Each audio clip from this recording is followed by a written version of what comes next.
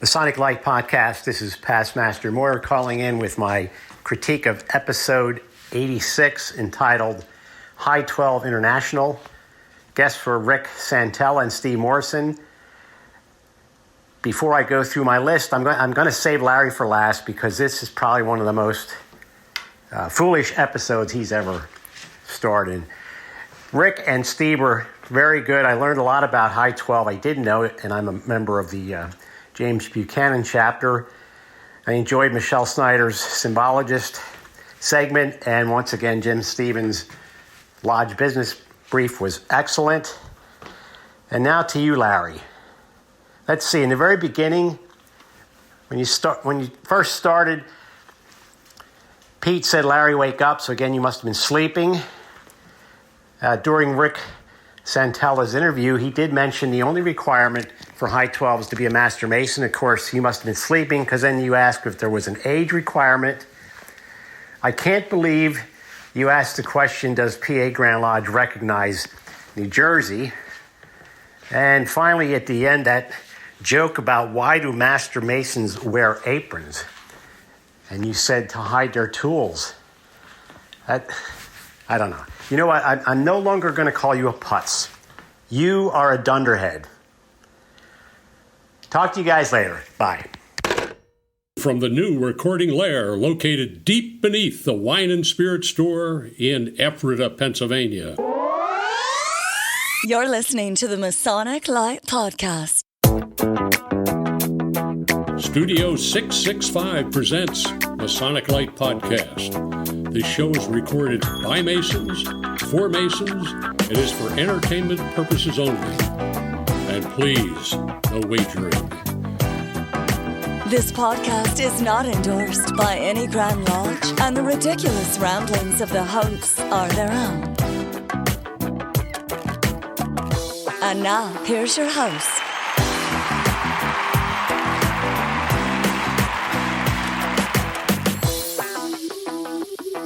Hello, everybody. Welcome to episode 90. 90? What? No way. Noventa. 90? Noventa. No. When did that happen? That's 10 younger than you, Larry. Great. So tonight we're having I'm very excited about tonight's show. We're going to be discussing. Dude, he's got notes on. He's got an outline here. We're so in trouble. We may have to slap him. We are so in trouble. Okay, yeah, it's disturbing when our guest does more on He has more prep than us. And he has more internet experience than we do. That's easy. And I'm better looking, too. Hey-oh. Tonight's topic, we're going to talk about brother Doug Madenford is with us, and we're going to talk about Groundhog Lodges. If you're not from central Pennsylvania or eastern Pennsylvania, you're going to be like, you may know about Punxsutawney Phil because they throw him on the news once a year for 5 minutes. And there's that movie. Right. That's true. But he's going to go into the whole German influence and the Masonic connection, all kinds of good stuff. So anyway, our show is brought to you by our Patreons. If you want to go to patreon.com/Masonic Light Podcast, and you can toss us $1 or $2 a month because this stuff ain't free. $1 a month. $1, people. $1. Come on, you can do this. To help this magic. This Continue. magic only happens because of your generosity. So also on tonight's episode, you're probably going to hear from Moyer because he sent me something. Oh, God. I'm sure he's going to be miserable. Yeah. Michelle Snyder confirmed that she sent us in something. Yay. Jim Stevens? Yes or no? Yep. Oh, yes, that's a yes. It's a full-blown show. Yeah, we have a real show again. So, Doug, what we usually do, and you know because unfortunately you listen to us, and you still came on. Doug is a top fan. I did. I'm trending right now. Right? There you go. Yeah. Trending. Tim, we'll start with you. What have you been up to since we've been here last? Since we were here last, attended a meeting of chapter with Samuel C. Perkins, Royal Arch Chapter number 209, where we had a really good review of a program by our new high priest. Lucius Caritas AMD Chapter 453 had its ladies' night. That was very well attended. And that's about it over the last couple of weeks, other than chasing down people for lodge dues. Nice. Hunt them down like dogs. That's good. Jack? We're down to this is the lowest we've ever been at this point in terms of NPDs. Nice. You're pretty low. That's good. Low. So what did I do? I did chapter. I missed an extra meeting here at Lodge, which I'm sorry that I missed, but we have a new guy coming in, and somebody else that I've been mentoring got his second degree. It was funny because he's been working really hard to learn the oath and obligation for the first degree so that he could get his second degree. And when he got into the preparing room, which is a thing that nobody needs to know about, but he said to his guide, when am I going to recite this? And his guide said, you're not gonna. You don't have to do that. And he was really bummed. He was totally stoked to get out and show everything that he had learned to his brothers. And I said, well, you're really only about 2 days away from being able to confer a short second. So we can work on that if you want, and you can do it right there. But anyway, he was very excited, and I'm sorry that I missed his big day. But we'll be there for his third. And other than that, we've got Grotto coming up on Sunday and Tall Cedars. I am going to finally make a Tall Cedars meeting. Hey, so now. blow the trumpets and You did whatever. something else in the last couple of weeks. You made a road trip I made a road trip. to Maryland. Where did I go? To Maryland. Has that been I since don't think we our talked last about. recording? I think you were on the way to. Right? Oh, wow. Yeah. I went to the Grand Lodge of Maryland to visit our friends. Is that in a trailer park or? No, it's at the Walmart Okay. in Dundalk.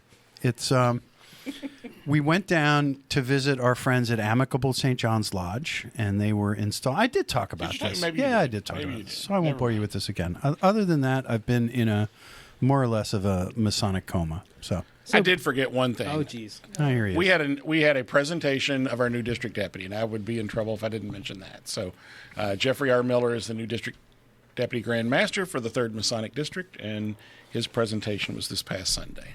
Well, welcome to the team. Yes. Just got to get a shout out there. Yeah, you suck. I am sorry. Dreadful suck up. Oh my God. Brother Doug, Yes, sir. Help us. you hail from the greater Lock Haven State College metropolitan area. That is currently where I am located, yes. But I Okay. do not hail from there because they would never admit to that. Okay. No, but I hail from northern Forever Berks conceals County. it. Northern Berks County. So, what have you been up to in the past couple weeks, Masonically? Really active in our Yorkite bodies. We had a chapter meeting. We're starting up the degrees again. So in February, we'll be doing the Most Excellent Master. We did the Mark a couple months ago, Royal Arch, and then hopefully push right into Commandery Orders in the spring here and get some new Sir Knights and some new Royal Arch Masons. And our council is chugging along, I guess we'll say it at that. But Larry, have you done anything except show up maybe once in a while? That's about it. Yeah. Not really. Missed Breakfast. chapter though. I I missed know. chapter because I had the wrong date on my phone calendar. I had a Wednesday. It's the same So day every if month. this were video, you could see the look of total belief. How many that eyes you would just have rolled the like wrong slot day. machines? Right, yeah. So not only did I have it for the 15th, I had it for the 16th. So I was confused. I didn't get there. Well, if you You would could have, have shown up for council. yeah, at least we would have fed you. I'm not a member of council. Well, like I said, we would have fed you. You could have been. We had the Royal Master Mason degree. We could have fudged the numbers. So we did we put on the Royal Master Mason degree, and Tim, you'll appreciate this. So Jim Humer, who is an older gentleman. I think he first did the Royal Master Mason degree in 1976. He I first believe that to be conferred it. true. Yep. But he had some health issues, including like a stroke or two, Yep.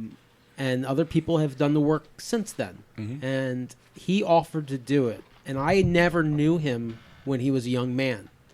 I only knew him when I see kind of this is polite, more of a doddering older person. Older gentleman, huh? But I don't want to judge anyone. He said he could do it.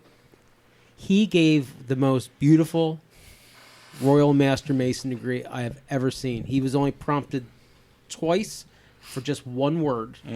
And if you're not in council, the Royal Master Mason degree is as long or longer than the Master Mason degree. And it covers a lot, and it's amazing how much work he.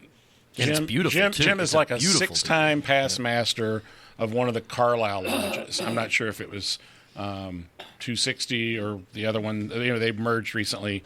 But as you mentioned, he had some health issues, and he was so good at the Blue Lodge degrees. I was sharing this with the guys.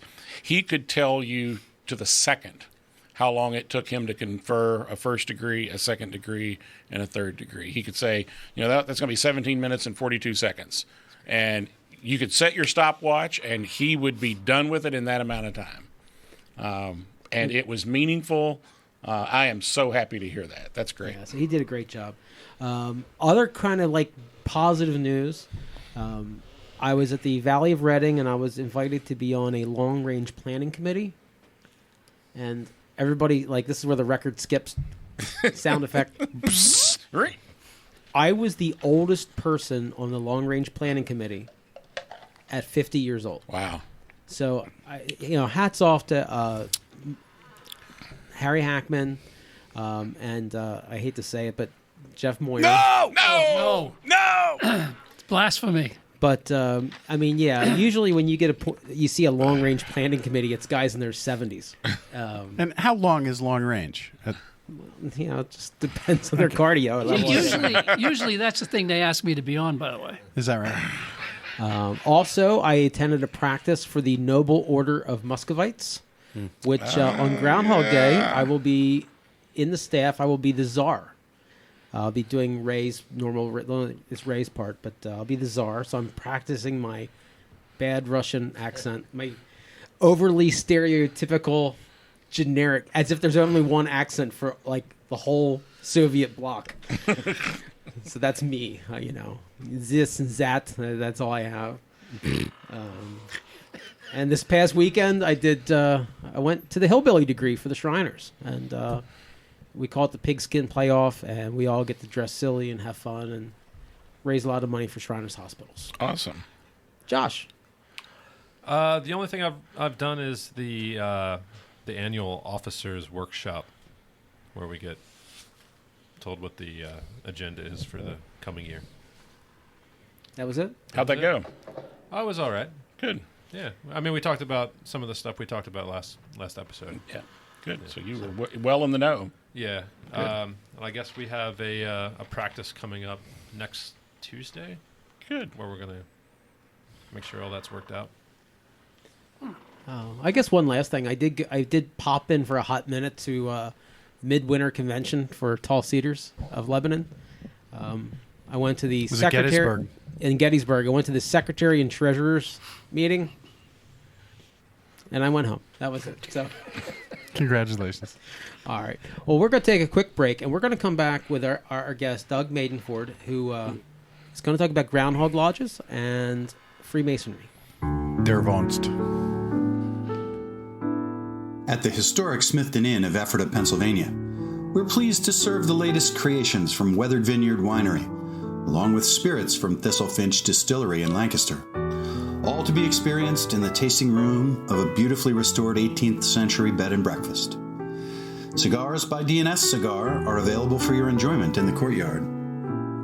The Historic Smithton Inn is convenient to Lancaster County's most interesting attractions, just minutes from the Ephrata Cloister and the Green Dragon Farmers Market, and a short drive can get you to charming Lidditz, thriving downtown Lancaster, as well as Hershey, Bird in Hand, and Intercourse, or Valley Forge in Gettysburg. Whether you're looking for a romantic getaway or an active vacation full of sightseeing and attractions, the Historic Smithton Inn will be a welcoming oasis from everyday life, one that you'll want to visit again and again. Stop in and visit at 900 West Main Street in Ephrata, Pennsylvania, or check out our website at historicsmithtoninn.com, or simply call us at 717-733-6094. Just ask for Pastmaster Dave.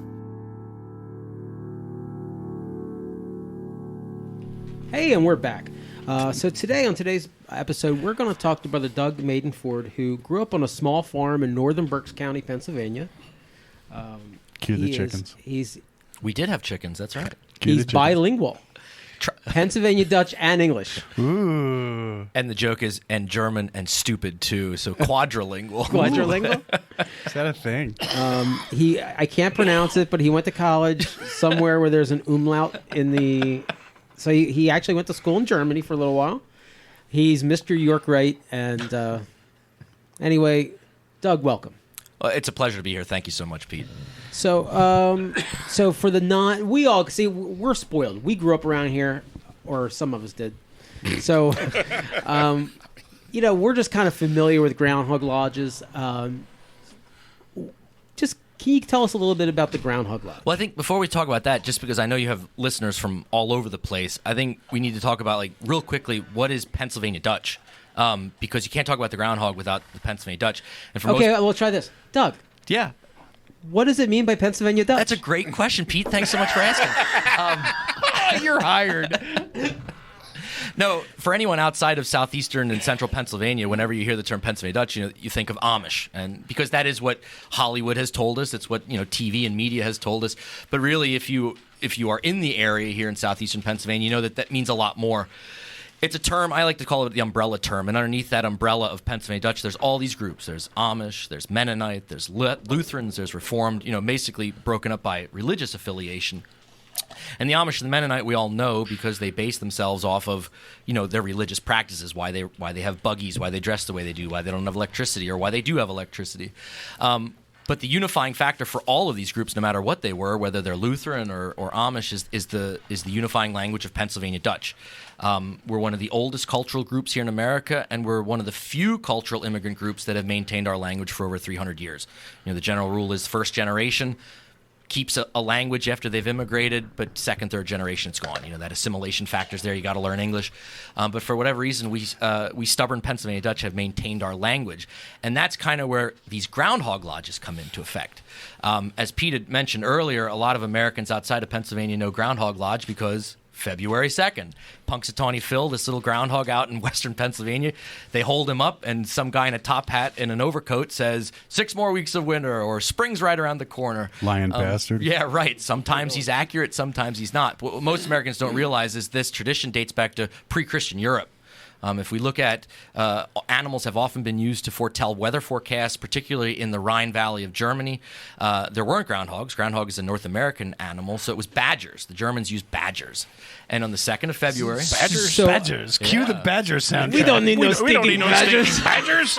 Oh, but you do. I tell you what, I'll pick up a groundhog. I am not pick up a badger. No, I wouldn't either. I wouldn't recommend it. So when the first immigrant wave came over in the late 1600s, this tradition was there that on the 2nd of February, you looked at animals coming out of their burrows, and that would give you a relatively good estimate. Is spring around the corner, or are there 6 more weeks of winter? And just so we're all clear, if he sees his shadow, he's scared and runs back into his hole. 6 more weeks of winter. If he doesn't see his shadow, he stays out. Spring's right around the corner. Which is kind of counterintuitive. No, right. You think, the sun's out, it's going to be spring's right around the corner, but it's actually the opposite. See my previous comment about lying bastard. Yeah, right. But it's actually true in the Rhine Valley of Germany. If the 2nd of February, if there's a high pressure system, 70% of the time spring will be early. It's crazy. But that tradition came over. But when they got off the boat here in Pennsylvania, there were no badgers, no stinking badgers, but there were a crap load of groundhogs. So they adapted and said, well, we're going to use this now as our animal to predict the weather. So that's where that whole history comes from. And in the 1930s is where we see the creation of Groundhog Lodges in southeastern Pennsylvania. A bunch of gentlemen who were predominantly Masons at the Drunks. time. There might have been some of that, yeah.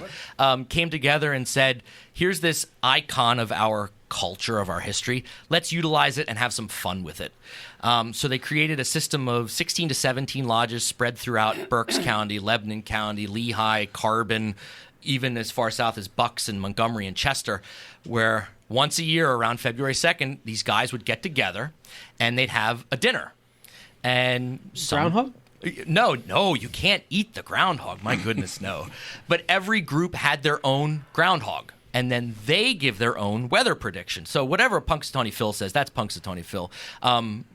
All the other groundhogs around here have their own weather prediction. So there's no collaboration? None whatsover. No. We have Calico Cal. That's right. In and Ephrata, in Myerstown, there's Union. I think it's Ollie in Union in Myerstown or something like There's that. one I was down in figuring, Christiana, I so think like there's another one down yesterday in Major League Baseball, 99 out of 100 people voted for Derek Jeter. Yeah. There was the one guy that had to be difficult. Yeah, and they're trying to figure out who that was because Yeah. he's going to get kicked off the committee. Yeah. So I was thinking, like, is there like one guy that one groundhog One groundhog. that's obnoxious? Yeah, sure. Well, groundhogs are funny animals. They'll do whatever they want. Why have they not figured out automobiles yet? They just don't get that they're going to lose that Groundhogs argument. or- Yeah. Groundhogs. Groundhogs are the Amish. Yeah, that's right. Yeah, right. Groundhogs. For different I don't think reasons. groundhogs but, are Groundhogs reach are the going to pedals, are they? lose the argument with the car every time. Oh, Why in is that sense. Yes. Yeah. Yes, they are. Yeah. No, right. Yeah, I can't answer that question. And they Sorry, just Jack. wander out, do-de-do. Well, bam, the there story he is. that's the real answer to the famous joke. Six Why did more- the chicken cross the road? To show the groundhog it could be done.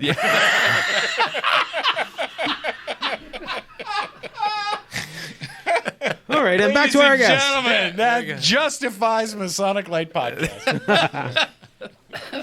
Oh, it's good. I'll go with you on that one. So these Groundhog Lodges were started in the 1930s by predominantly Masons. And what we realize, I think, or what I've come to the realization is, I think these guys, imagine what Freemasonry was like in the 1930s. If you think it's kind of stuffy now, can you imagine what it must have been like in the 1930s? Just coming out of Prohibition, things were still pretty straight-laced.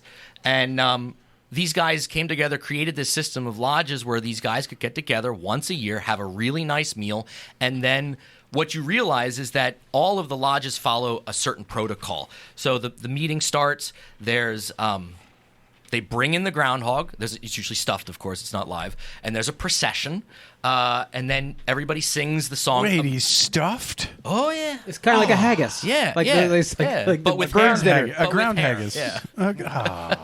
Man. And then everybody sings the song America, but in Pennsylvania Dutch language. We do a Pledge of Allegiance to the flag. So you might start to see a pattern here for all our brethren out there.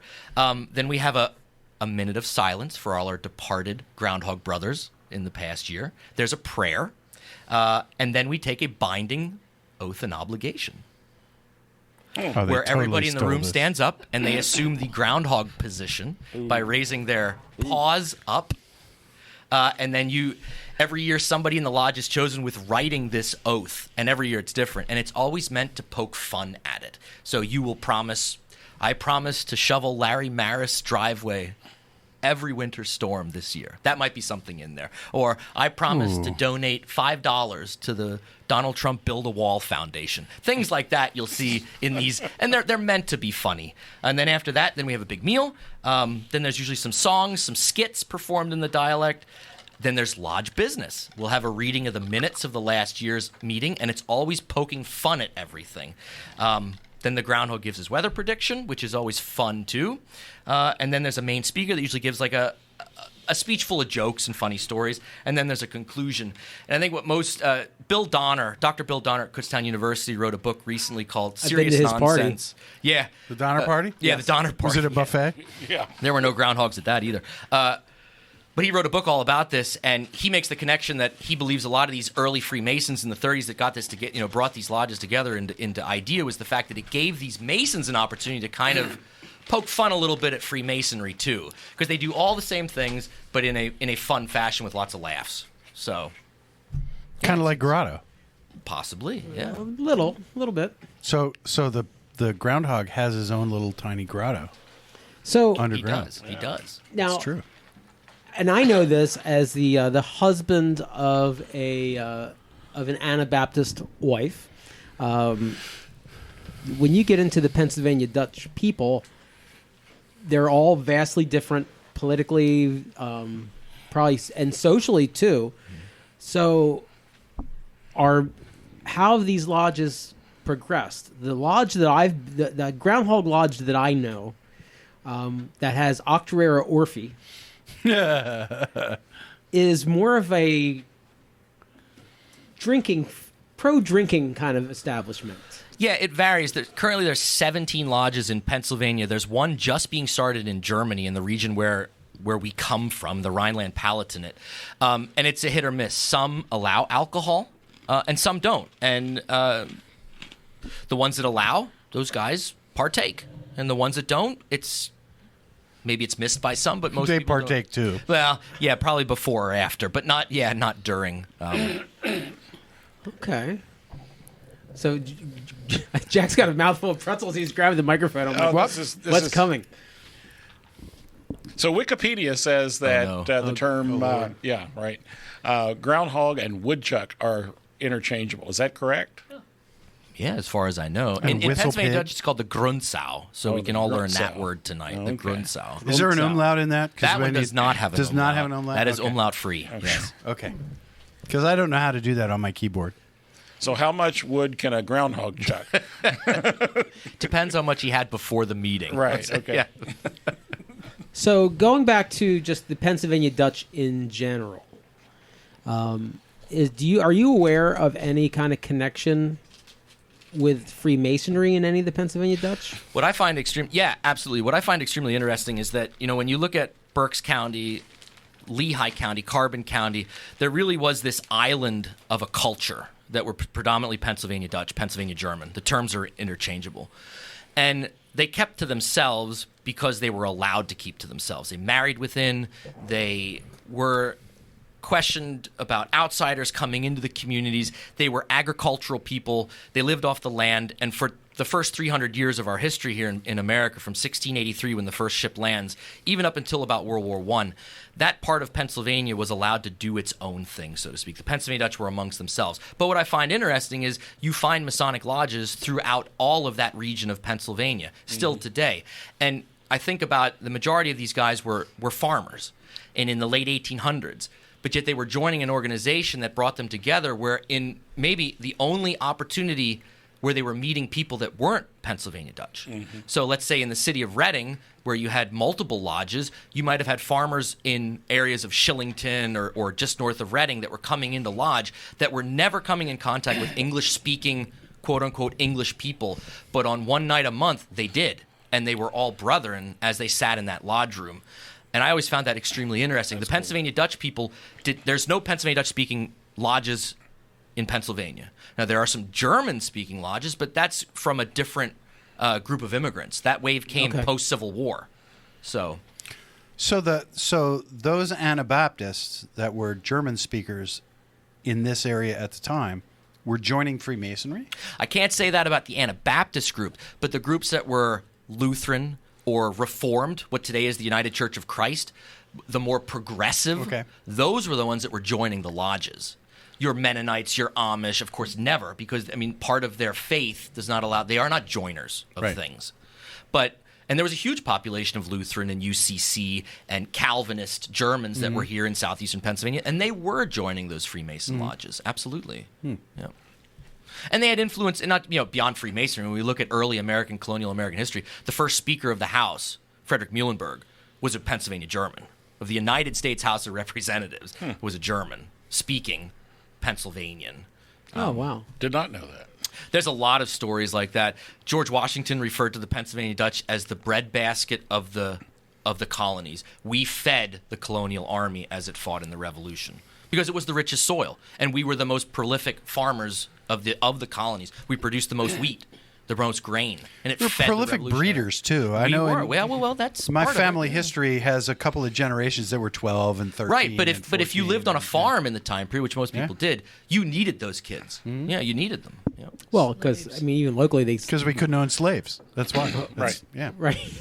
Well, you're going to lose one or two in a thresher. No, absolutely. Well, that too. Yeah. It's true though. It's true. Yeah. I'm sorry. We still do to this day. I was a fire and ambulance dispatcher, so I used to get the calls. So, So let's take a quick break, and we're going to come back, and we're going to hear more from Doug Madenford. Thank you.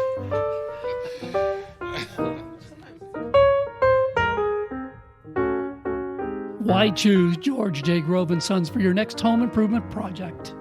At George J. Grove & Sons, we've built our reputation on quality and trust for more than 50 years. From planning to materials to installation, George J. Grove promises a home improvement experience second to none.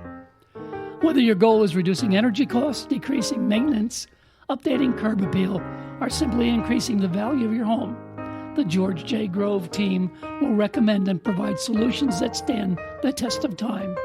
Call 717-393-0859 for an estimate or visit us at georgejgrove.com.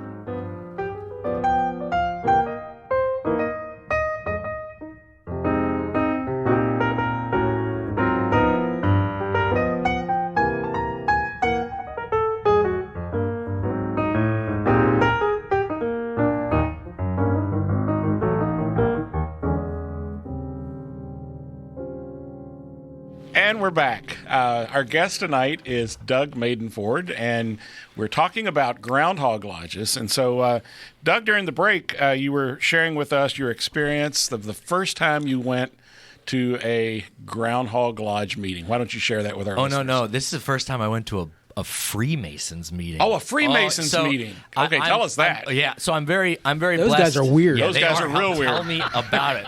I was looking for the stuffed animals, and there were none. So I'm lucky enough to be a fourth-generation Mason. My great-grandfather, my grandfather, my father, and myself, and my brother were all Freemasons. And I was going, at that point, Pennsylvania was still 21 to become a member. So I was an undergraduate at college, and I petitioned my home lodge in Kutztown, where all of my family had belonged. And they set up a special they did special meetings for me to come home from college during the breaks, get the degrees, et cetera, et cetera. So came home. It was great. My grandfather was there for my raising. My dad was there for my raising, all this stuff. And they said, now you can go visit any lodge you want. So I went back to college at Lock Haven, and they had a Masonic lodge there. So I thought, well, heck, I'm a Master Mason. I'm going to lodge. Put a suit on. I know nobody. I don't know anybody there. Knock at the door. I found out online what night they met. And I walk in there, and of course, everyone's like, who are you? I had my dues card, and I said, who I was. I was brand new, raised Master Mason. Here to attend lodge. They said, well, we're going to have to examine you because we don't know who you are and no one can vouch for you. I said, sure, no problem. So we go into this little side room, and these two older gentlemen, very stately looking in their tuxedos. And I'm 21. I'm nervous as hell. Come on. I mean, it's like that first time. And the guy says, give me the word. So I'm standing there, and I just say it. Because that's where my mind was. Mm-hmm. I just said the word. And the guy said, I could throw you out of this building right now. Well, that's really warm and fuzzy. And then I was like, welcome to our lodge. Oh, my God. And I'm like, what? And I said, what did I do wrong? He's like, the other guy said, everything. And then the same guy that first said, the first thing said to me, let's try this again. Give me the word. And then he did a certain body motion. And there's a proper way to do it. Yes. And then it was like, click. And I did the right thing. Oh, yes. And then he said, come on in, brother. And I always remember that because that guy could have thrown me out that night, right then and there. Yep. And who knows what my Masonic career would have been after that. Maybe I would have had a sour taste. I said, this isn't for me. But that guy extended a hand of charity and of compassion and of brotherhood.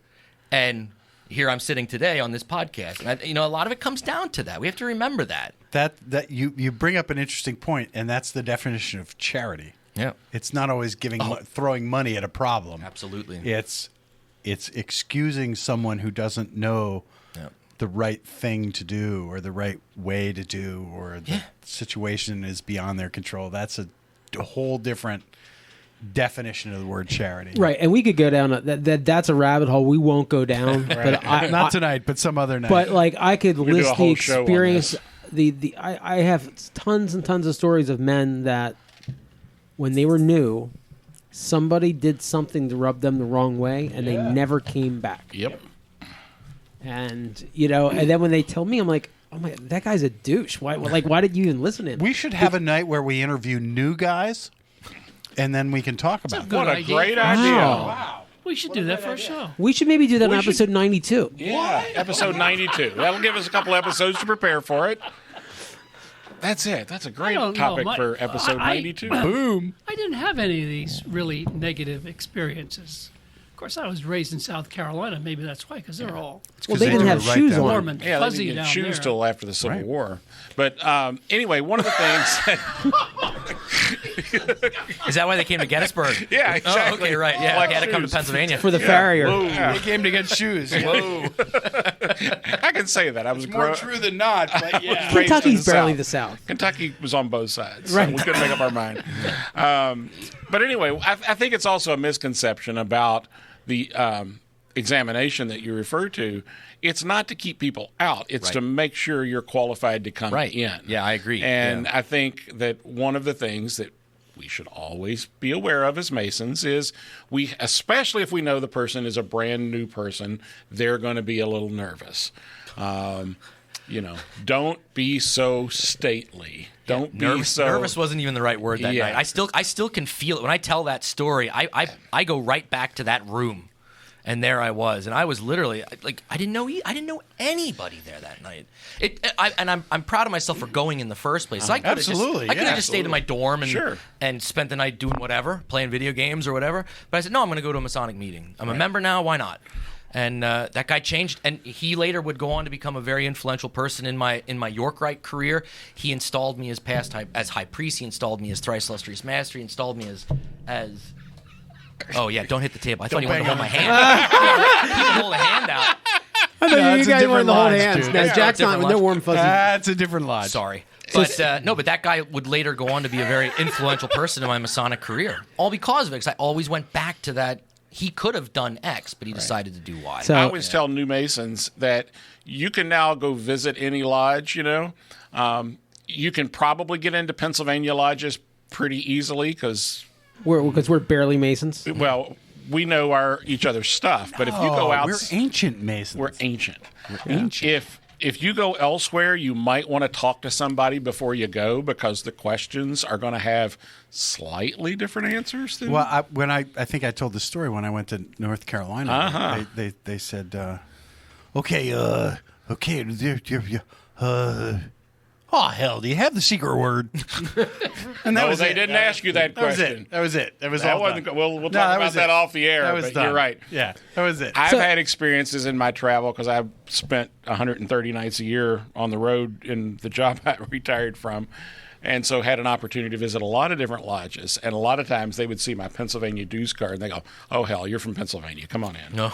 Because they know our stuff's different, and chances are it's going to be different enough. I have. Let's go back to the Pennsylvania Dutch thing. Yes, please. Since that's the topic of our show. So, and I kind of learned this from my in-laws when they kind of told me the history of the Amish and the Mennonites, and for you guys that are not from the area, Anabaptists Is basically. that the Amish and the Mennonite Wars? The Amish. That was the Amish. It was the Amish Irish Wars. But there was a river involved, right? Tim got it. Yeah, there's a river involved. so, but they kind of clued me in on the fact. So, for you guys out of the area, the thing that the Mennonites and the Amish, the Anabaptists, basically means adult baptism. So, they unlike my people, the Catholic people, they don't believe that you can just quick baptize a kid when they're Sprinkle little. some water on them when they're And little and no, call it good. They have to actually want to join the church as an adult. Which later Right, became... but that started in the 1600s when the churches began because the very first generation of the Anabaptists had already been baptized. Right. And they were baptized again. And in the eyes of every other Christian in Europe at the time, that was blasphemy, that was heresy. And that's why they were persecuted so much. Right, I mean, and so burned and everything. Right, so Yeah. they tell me these stories of like the persecution in Europe and even in the United States as well. And of that is why they are not so trusting of outsiders. And they keep to themselves. Yeah, part of it, I think, is historically in their DNA. I also think a lot has to do with their faith and what their faith tells them. When we were at dinner earlier tonight, I brought up the fact that what you have to remember about the Amish in particular is that they are in this world, but not of this world. And when we think about that from the faith perspective, or from their faith perspective, it gives us a little bit more insight into maybe why they do the things that they do. Everything the Amish and the Mennonite do, particularly the Amish or Old Order Mennonite groups, is all based in their faith. They don't do anything willy-nilly. Now, you can argue that some bishops are more lenient than others, or more progressive or liberal, but as a whole, every decision that's made is based somewhere in their faith. Yeah. What did you say earlier, Jack, about work? Oh, that they don't really differentiate between work and life, because if you're awake and you're living, then you might as well work. There's something to be done. Because there's something to be done. So whether and everything that you have or own or possess is an asset to be used to generate income, which is something that's kind of completely foreign to my wife. She doesn't listen to the show. She don't listen to the show, Okay, but good. no. but the idea is that cute story. We had some friends who had a tobacco farm, but they also had a bakery, and my wife had a market, and she went to get some bread to sell for them at the market. And she said, where's Jonas? And the lady said, well, he's out planting tobacco. And she said, oh, my husband always wanted to grow a couple tobacco plants. Do you think we could get a couple little tobacco plants? Oh, sure. So she sent a couple of the kids out to get. She brought back a couple seedlings, 5 of them, little seedlings, not any longer than your pinky finger. And she said, well, I ought to charge you for those. They're 5 cents a 100.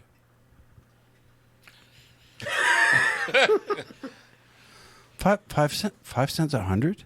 I only need 3. They're a nickel a piece? I'm coming all the way out here to get your bread to sell for you at my market? And you want to charge me $0.25 for these 5 tobacco plants? Really? I'm sorry. All I have is $1. Give me 20 of them. And you were never invited back to the Amish farm again. It was like, no, it was just, I only have these 5. So it all came out, and we're all friends. But it was astounding that sort of a window into the philosophy is it's an asset, right? They paid for those seedlings. And if they're going to give them to you, they're going to charge you for them, and it was okay. I mean, it's funny now we tell the story, but that's just a kind of a window into the culture, and that's into part of the culture. Yes, right. Among the Anabaptist groups, I think there is some accuracy there. But when we talk about the other non-Pennsylvania Dutch, the Pennsylvania Dutch brother you might be sitting next to in Lodge, if you're in Berks County or Lancaster or Lehigh, like Ed Stump. Love you, Ed. I think you will 33rd. find. I mean, the Pennsylvania Dutch are stereotypically pretty frugal, let's use that word, but at the same time, I think you'll never meet a more generous people. Now, that doesn't necessarily always apply to the Anabaptist group, depending on where you are, of course. But they're generous in that point. But where it affects their business, they're very straight. I think you'll find that with the Amish and the Mennonite. That's true. That is, and when I say Mennonite, I'm talking more of the old order Mennonite, not the more progressive. I mean, there's Mennonites in Pennsylvania that drive cars. That my wife has a Prius. Right. You'd never know. We call them the out of order Mennonite. Whatever. Yeah. But among the old order groups, I think there's value placed on things. Yeah. Yep. My father wouldn't have charged you for tobacco plants as a Lutheran and Pennsylvania they were Dutchman. awesome. You know what we found out from that whole thing was that hummingbirds love tobacco plants. Absolutely, they do. They were swarming them. Now I've got some useless groundhog trivia, and so I apologize because I know that whatever groundhog you're associated with is the only correct groundhog, and all the others are imposters. I understand that, but we know mostly about Punxsutawney Phil. So, do we get to participate? Yeah, you can. This one's open to everybody. All right. So, we'll pause. Punxsutawney Phil lives with 3 other groundhogs. including his wife. Do you know his wife's name? Phyllis. It is Phyllis. Whoa! Or do you have the internet up, or what are you doing? No, I do, but I didn't know that question was coming. It is Phyllis. Huh. Why would it be Phyllis, right? Right. Phil and Phyllis. Okay, so let me get to my question. All right. So, Cha-ching. So I'll pose this question to Josh. Josh, No. if a groundhog sees his shadow on February 1st, what does that portend? Hang on. 6 more weeks of winter, 16 more weeks of winter, spring is around the corner, or D, Larry has to take a bath? D. I'm pretty sure it's D. Larry needs to take a bath. Absolutely. Doug, would you give us the true answer to that question? So first off, February 1st, it wouldn't matter what the hell the groundhog Right, exactly. Yes! Bam! February 2nd. February 2nd. Now, if that's the case, as right. mentioned before, if he sees his shadow, he runs back into his lair. 6 more weeks of winter. All right. So the celebration of Groundhog Day was derived from which holiday, Jack Harley? The Feast of Lupercalia? That would be Bealtaine wolves. Day? What was that? Bealltainn Day. I don't know how to pronounce Beltane that. Doug, Day. do you know? No. Yeah, I'm not feeling. All right. See, so it So I can't be guess that that's one, not 'cause the Doug answer. doesn't No, know. that's not it. The other one was wolves, so it's not either of those two. Candlemas Day or Fasnacht Day? Oh, it's Fasnacht Day. Doug, No, it's please. Candlemas. You're wrong. And what does that stand for? No, you're wrong. Yeah, it was an early Christian holiday. No, having to you're do with wrong. Light. No, yeah, No, I'm you're wrong. wrong. You're right. You're wrong. But we can talk about Fasnacht Day because it's donuts! So what do you know about Fasnacht Day? apparently not as much as Jack Harley does. Yeah, baby. Have you done it? So Doug does educational videos on Pennsylvania Dutch. Obviously, you done Jack one- hasn't watched them. Have you done one on Fasnacht Day? Yeah, I do a video that teaches you how to make them and the history behind them. So Fasnacht Day is... Wait. Can you please go out and leave the room and have your brother come back, who speaks Pennsylvania Dutch? has a really thick accent, you mean? Or you're in Pennsylvania Dutch. We can do either or. Well, no, just a heavy accent. So,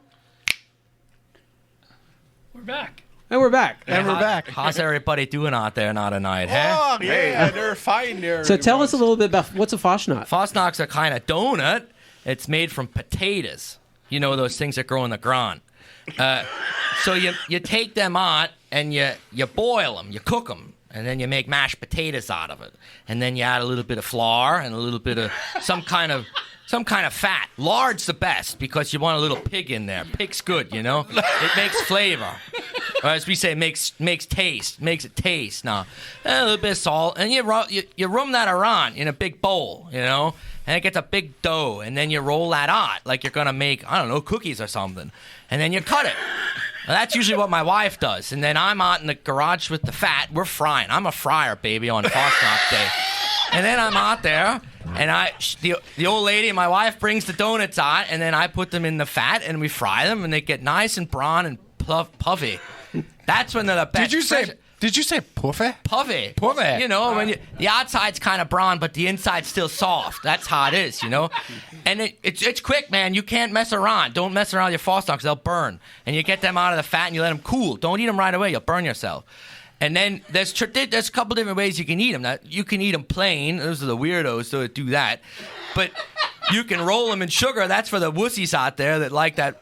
But what I like to do and what's really traditional, you take some butter. And I don't mean oleo or margarine. That stuff's fake. That's half plastic. Margarine. That's plastic. You throw that stuff out. You get butter. Now, the real stuff, you know, from Cars. Butter. And you bring that in, you smear that on the inside of this Fasnacht, and then you get some table syrup. Now, those of you outside of Pennsylvania, you have no frickin' idea what table syrup is. You think we're just going to grab some log cabin sap and syrup. Well, that's not the same thing. That's fake too. Fake news. You can use maple syrup, but that's what the New Englanders do, and they're not real people anyway.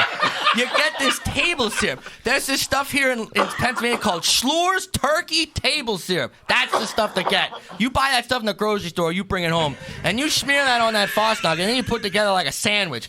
Boy, are you going to have a good time. You chow into that with a good cup of coffee, you're good for the rest of the year. I'm telling you. And it's good luck, right? Sure, because the next day's Ash Wednesday. And you don't mess around because then it's Lent and you can't eat any of that good stuff. So you got to eat it on the day before. Fosnock Day, the day before Ash Wednesday. So I'm still stuck on the word schmear. I just, because my wife is Jewish, so I got bagels in my... Yeah, what most people don't know is that the what those Jew people, the Jews from... The Jews. Oh, no. We're going to get called. That's what you wear on your feet, right? Shoes? Shoes. No, this is a learning opportunity. This is an educational opportunity. Help me. Trouble. Yiddish. Send all correspondence to Lock Haven Masonic Lodge. No, I'm not a member there. You can send whatever you want. Go ahead. We have some educational coming. Oh, wait. So, Yiddish, the dialect of Yiddish, was developed in this area of Germany where we come from. Germany. So they were... C-H-E-R... M-A-N-Y. M-A-N-Y. Yeah, right along the Rhine River. That's that water that goes up from Switzerland all the way to... Yeah. Right. So there was a big group of Jewish people that lived there in the long time ago. Jews. And that's when this Yiddish developed. That's why Pennsylvania Dutch speakers can understand Yiddish no problem. We share words like putz, like schmear, like... Well, there's tons. Verhudelt. Verhudelt. Yeah, for sure. Verklempt. All these things. Yeah, for sure. So, do you know about the Pennsylvania Dutch tradition of, around here always bugs me, that on New Year's Day, people have to eat sauerkraut. What, for sure. So, do you What's up with that? So the reason, this is Dutchy Doug is still on the microphone. Dutchy Doug. Dutchy So the Doug. reason we eat pork and sauerkraut, everything has a reason for the Pennsylvania Dutch. You eat pork, that's what's most important. You eat pork because, now listen, how does a pig eat? Now, if you didn't grow up on a farm, you don't know these things, and I'll tell you a joke later, but how does a pig eat? It rooches its nose forward as it eats. It goes forward. How does a chicken eat? Why, it scratches backwards. Now, think about it. You're going into the new year. How do you want to be? I want to rooch. You want to rooch front, baby. You don't want to scratch back. So you got to have pork. Okay. And why sauerkraut? Well, there's a couple different answers. A, if you lived on a farm in 1870, what did you have at January that was still in the cold cellar that you could eat? Cabbage that was made into sauerkraut back in the fall. Sure. Plus, cabbage starts as something green. Green associates itself with money. Good luck, baby. So that's why. All right, so, Dutchy Doug, what was the joke? These two city slickers from Philadelphia came up to Dutch country one time and said, hey, this Pennsylvania Dutch pork is delicious, but I'm tired of paying all the money for it. Let's buy 2 pigs, and we'll take them back to Philadelphia, and we'll raise them ourselves and cut out the middleman. Sounds like a good idea. These 2 guys drive up to, somewhere outside of Kutztown, and they buy these 2 pigs, and they put them in the back of their truck, and they're going down the northeast extension of the turnpike back to Philadelphia, bumbling. Well, I don't know if you know this, but pigs sometimes fight with each other. Well, son of a gun, these 2 pigs start fighting at each other. And they quick pull over the truck, the side of the road, and the one guy gets out and notices that the one pig had bit the other one's ear, the tip of the ear off. And he gets back in the truck, he goes, geez, this is what happened. How are we going to tell whose pig is whose? Like, which one's yours, which one's mine? The other guy says, I got a great idea. And he jumps out of the truck, jumps in the back, takes his pocket knife out of his pocket, and nips the other pig's ear off. So now they both got nipped ears. Great. Down the road they go. Bumbling. These pigs start fighting again. Son of a gun. Now the one pig went and nipped the other one's tail part way off. And the other guy says, now what are we going to do? I know what we'll do. He jumps out of his truck, nips the other one's tail off. They get back in the truck. Down we go. Down the road they go. And after a while, they go fighting again. And now they're like, what are we going to do? And finally, one guy says, I'll tell you what, let's make this easy. You take the white one, I'll take the black one.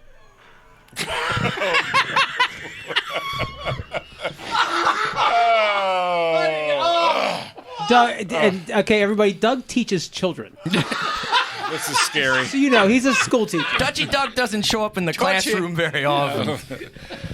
Do you want to know another joke? I'm not sure I can take another If you go to a Groundhog Lodge meeting, these are the types of jokes you hear. So, but they'd be in Pennsylvania Dutch, but well. All right, so You got some more trivia? Larry, Please help us. where does Puxatawny Phil make his predictions? Now wait till the end. Don't A, Gobbler's Bog. B, Gobbler's Knob. C, Turkey Ridge. Or D, Moyer's Mobile Home. Ooh. I think it's Moyer's Mobile Home. That is correct. All right, Doug, so you're a history buff. You'll know this one. In 1981, Puxatawny Phil wore something special. Was it a fez? Was it a yellow ribbon? A Masonic Light Podcast t-shirt? Or a members-only jacket? I honestly have to admit, I'm not quite sure on this, but I'll go with Fez just because. I knew this. Yeah, you're young. You're younger than us. I was 1 year old in 1981, so. Tim, what was going on in our country? Tony 80, Orlando, 81? what's the answer? There we go. The hostages literally had just been released from Iran on Groundhog Day of that year, and so in honor of those hostages, Phil wore a yellow ribbon. How about that? Son of a gun. All righty. And let's see. I haven't asked you a question yet, have I, Tim? Yeah, I got Phyllis. All right, Jack. Oh, Go back to jeez. Jack.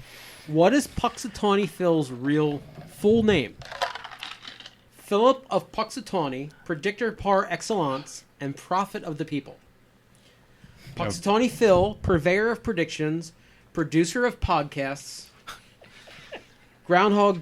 Oh, sorry. Let me find the rest of it. He turned the wrong page.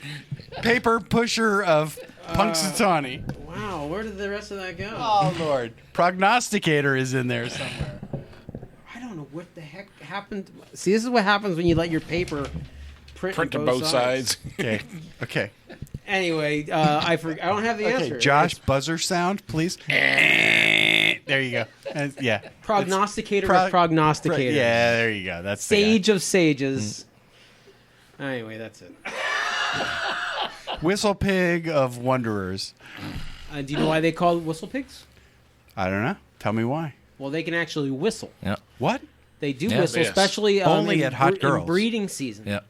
And That hot See? girl. and I was Hot wrong. girl whistle pig. And I was wrong. I used to think, because I had a guy told me I was groundhog hunting when I was a kid, and this old man would whistle really loud. He was one of those weirdos that could do the crazy Yeah, whistle. with the teeth. And then all of a sudden, this groundhog, prairie dogs up, whoop, sticks his head way up, and then blam. Bam! So I thought whistle pig meant you whistle and they pop up, but Nope. no, they actually whistle. Yep. Did any of you here ever eat a groundhog? Not intentionally. I have not, but I know a lot of in my area. Some people that used to work for my dad would eat them. Years ago, I was 14 or They 15. would Oh, soak Lord. them and they would put them in a bucket, Yep. for a while You gotta- to I guess draw some of the Yep. flavor Yeah, out. and sulfuric acid to dissolve them into A paste. neighbor of ours, And they would a shot rodent. one. He soaked it. He put it in brine and all that kind of stuff. And the next day, he put it in one of those great big cast iron cauldrons in the front yard with a big fire on it. Cooked it for about 12 hours, and we were going down to his house that night for a picnic and have some groundhog. That's 12 hours. 12 hours. Yeah. And we got there, and he's pulling this thing out, and it was green. It was moving. Absolutely green. It was so bad. Nobody tasted it. The Tastes like water was chicken. green. It was green. The damn dogs wouldn't go near it. We ended up burying it. Okay, thank you, We Larry. had hot dogs instead. Okay. It's a super So fun this site is now. the first question's easy. Does anyone know where this is a real groundhog? Buckeye Chuck, where he's located. Columbus, Ohio. Ohio. Oh, Town. okay. What about General Beauregard Lee? Atlanta, Georgia. Yeah. Okay, are you a groundhog savant? Beauregard, that's a southern you name. read Wikipedia, didn't you? No, it's definitely, a southern definitely name. Beauregard. Definitely Beauregard. Go ahead. That's all I got. You're Man, I'm blowing these away. Oh, dude, you're ruining the whole comedy bit here. Pete is sad. Doug, thank you so much. I love it.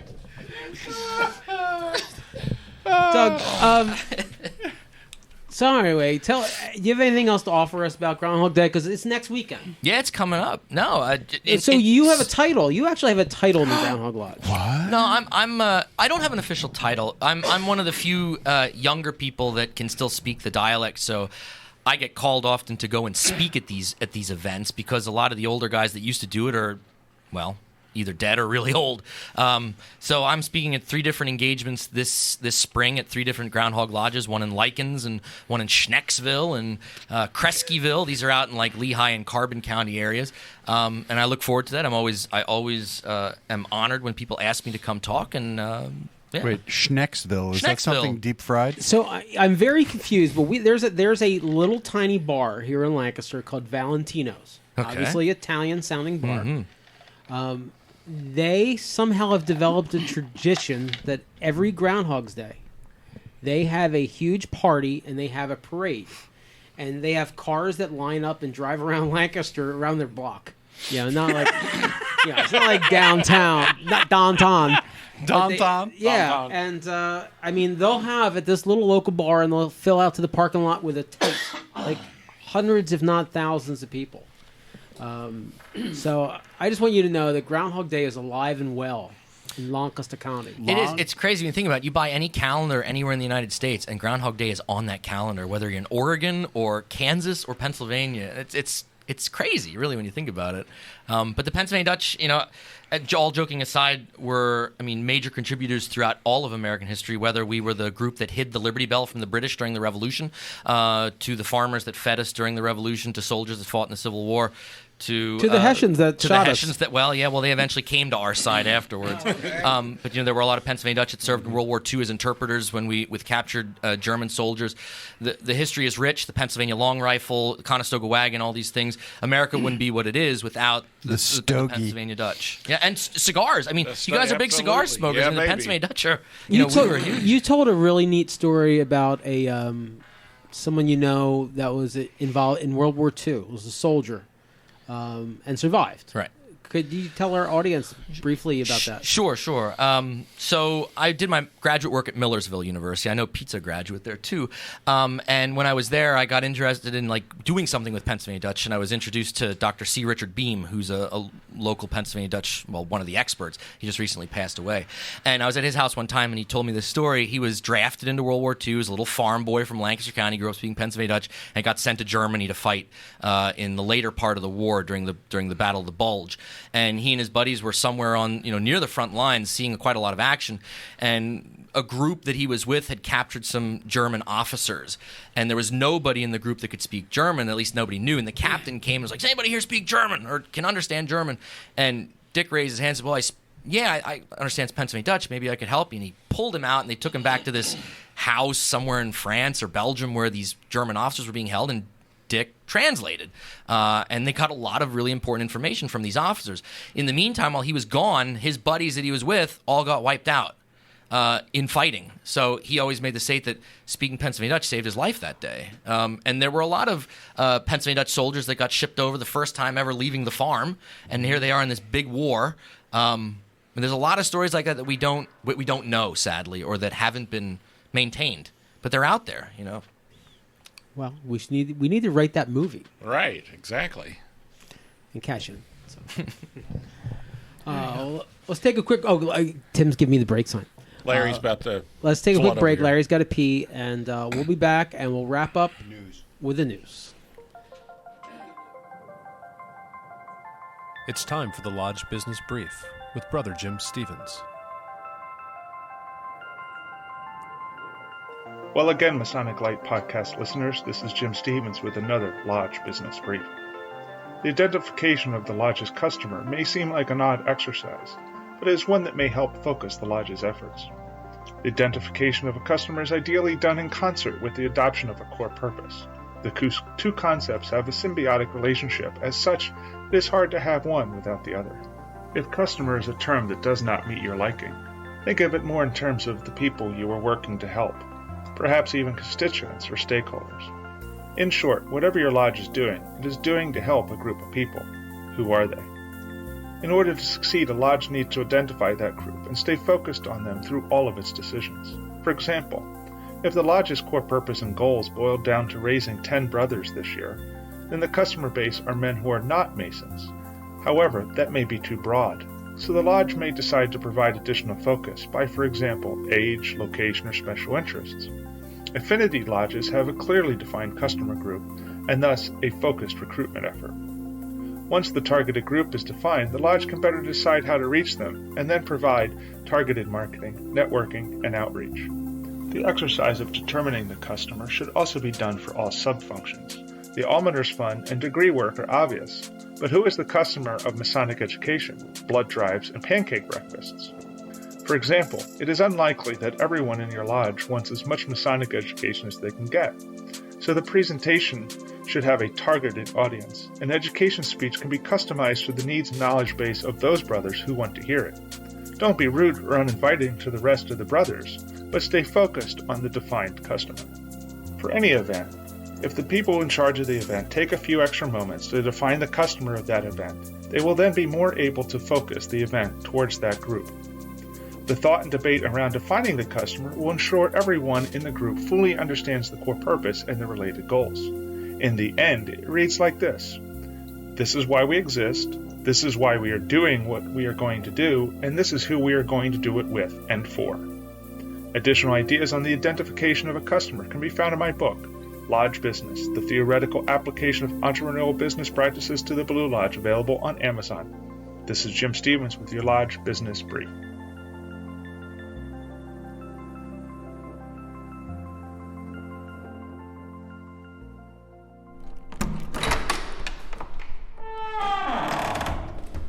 Unlocking Symbols with Symbologist Michelle Snyder.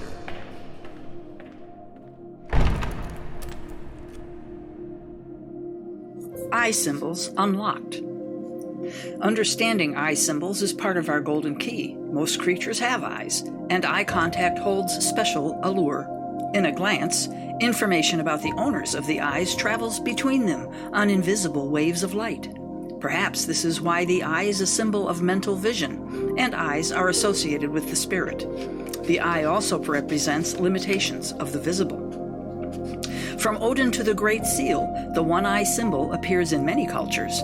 This symbol provokes suspicion, invokes wisdom, and whispers mystery. Even today, it is considered sacred or sinister depending on the viewer.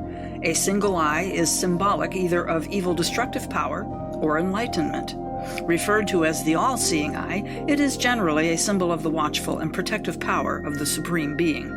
This symbol appears in Freemasonry, where it represents the great architect of the universe, but it is a very old symbol, denoting one who is master of astronomy. When enclosed by a triangle, it is sometimes interpreted as the eye of God who keeps watch on humankind, yet some believe it is a symbol for the New World Order.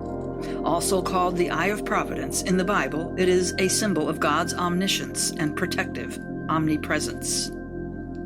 Since antiquity, one-eye symbols have been attributed with the ability to ward off evil. The eye on the hand of Fatima protects against the effects of the evil eye, which is a manifestation of envy.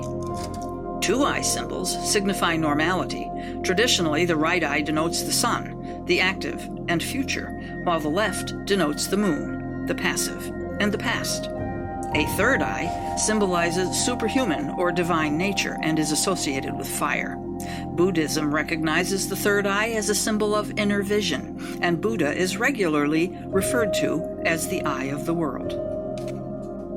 Multiple eyes can refer to nighttime, and when depicted with a myriad of stars, the possessor of the multiple eyes is in the dark. Many eyes can also denote one who sees in all directions, as was the case of Argus, the faithful watcher, one who could see past and future. Eskimos call shamans and seers the people with eyes. It is said that eyes are windows to the soul and are reflective of a person's health and intelligence. Phrases like a bright idea or a brilliant mind stem from our associating light with intelligence. This dates back to prehistory, at a time when one who could read the stars, the lights, was extraordinary, wise, and influential. They became enlightened ones, depicted with rays emanating from their heads. The word enlightenment has the word light in it. In every culture, the eye The ability to see is a powerful human component, evidenced by the symbolism that surrounds it. Next time, we will investigate another part of our golden key, the gavel's power. If you'd like to take a deeper look, be sure to check out Michelle's book, Symbology Revision. A link for purchase can be found on the Freya Foundation website. That's freafoundation.net. While you're there, take a look at some of Michelle's other works and find out more about the Freya Foundation and its mission to research and publish the Ensman archives.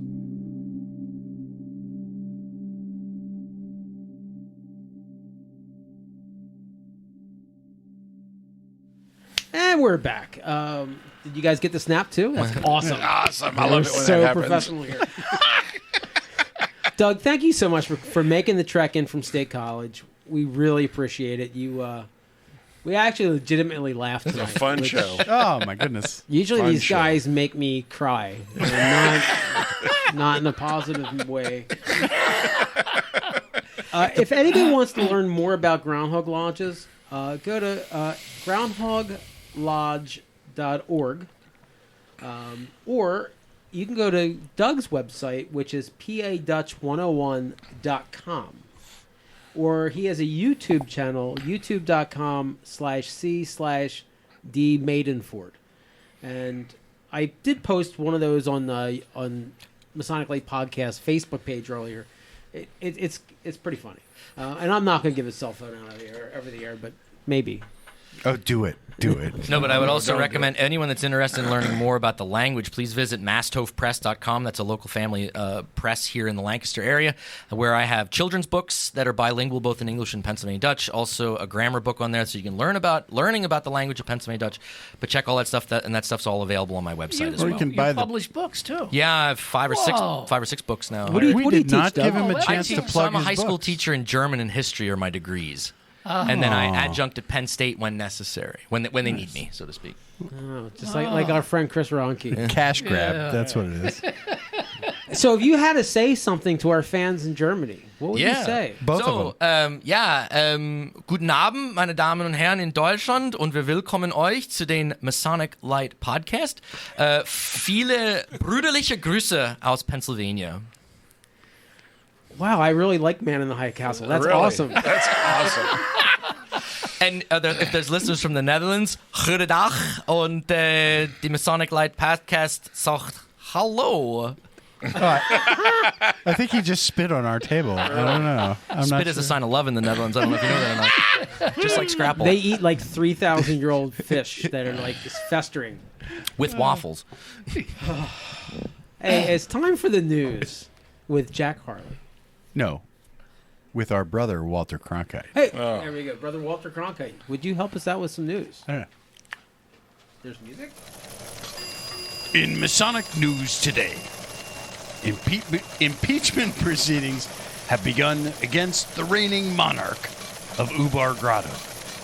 Prophet monarch Jeff Fulton has been accused of abusing his authority in ordering Prophet Scott Helm to clean up his bloody Facebook Eventbrite page or risk withholding of future adult beverages. Much like other impeachment proceedings, nothing will change, and whatever happens, the membership will order another adult beverage and continue acting like chimpanzees. That's the Masonic news. So moted was. Oh, my goodness. Tim, what's coming up in the near future, Masonically, or for anybody else that you know?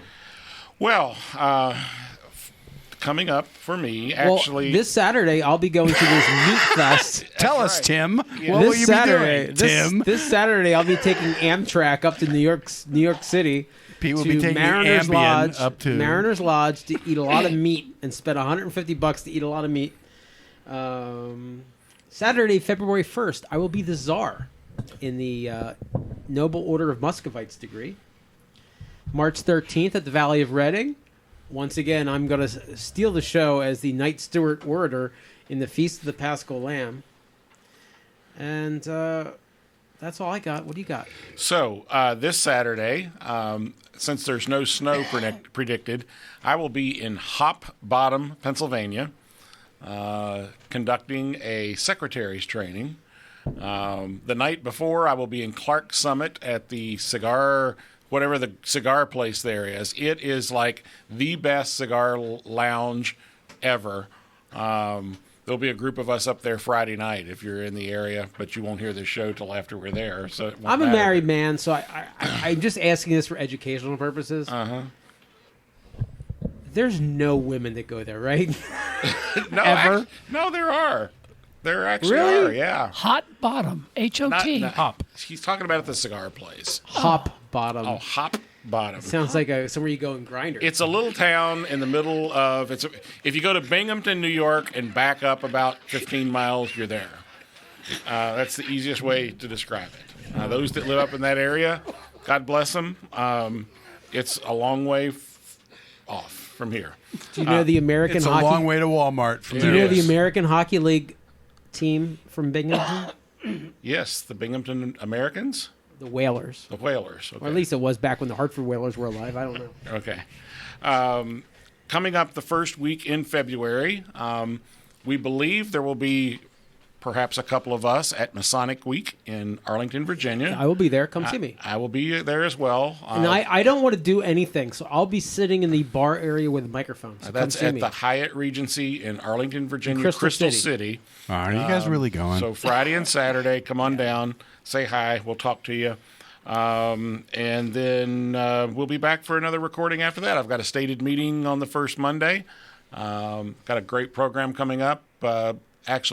Coming off of one of What's the program? It is the connections between scouting and Freemasonry. That was a spinoff of a show we did here. One of the brethren has taken that mantle up and created a nice little program. So, Larry, take us out of here. Oh, we you didn't to anybody else? You didn't know what I was going to. Oh, does anybody have anything else going on? Oh yeah, I do. Oh God, Larry, tell us tell us about breakfast. We have grotto.